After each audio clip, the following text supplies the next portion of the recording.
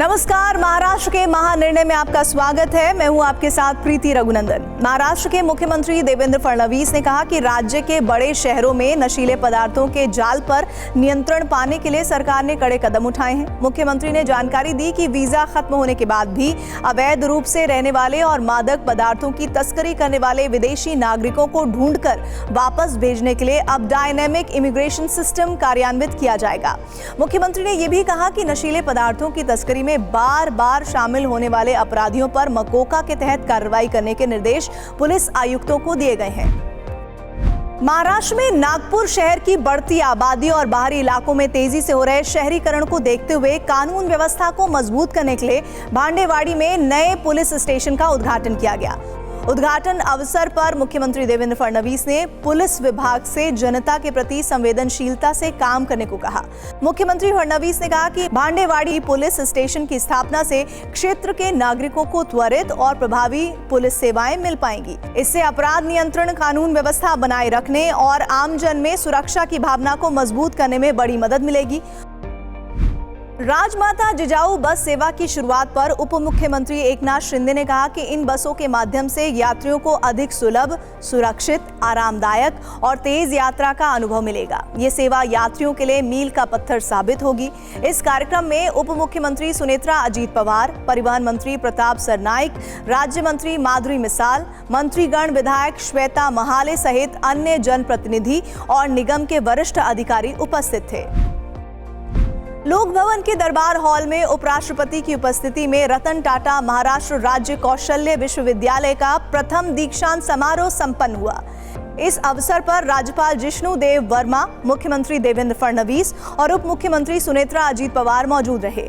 मुख्यमंत्री ने जानकारी दी कि AI लिविंग लैब पहल के माध्यम से छात्रों को उद्योग क्षेत्र की समस्याओं को हल करने का प्रशिक्षण मिलेगा।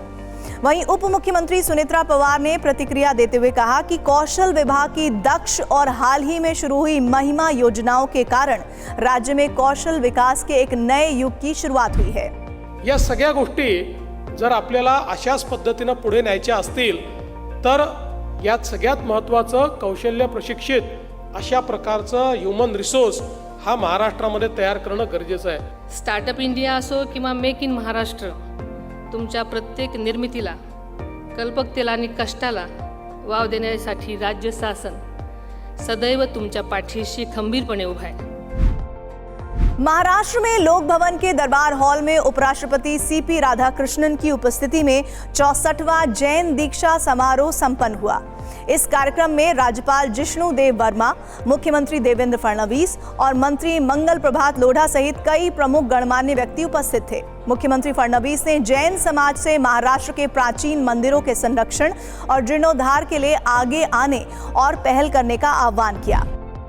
महाराष्ट्र सरकार के मंत्री नितेश राणे ने जानकारी दी है कि राज्य के मछुआरों को आर्थिक रूप से मजबूत और आत्मनिर्भर बनाने के लिए सरकार कई योजनाओं के माध्यम से निरंतर प्रयास कर रही है।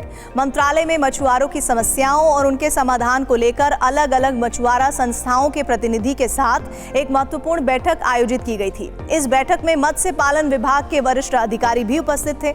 इस मौके पर मंत्री नितेश राणे ने कहा कि सरकार ऐसी योजनाएं लागू कर रही है जिनसे मछुआरों की आय में बढ़ोतरी हो। उन्होंने बताया कि संस्थाओं के प्रतिनिधियों के साथ चर्चा कर जमीनी स्तर की दिक्कतों को समझने का प्रयास किया गया।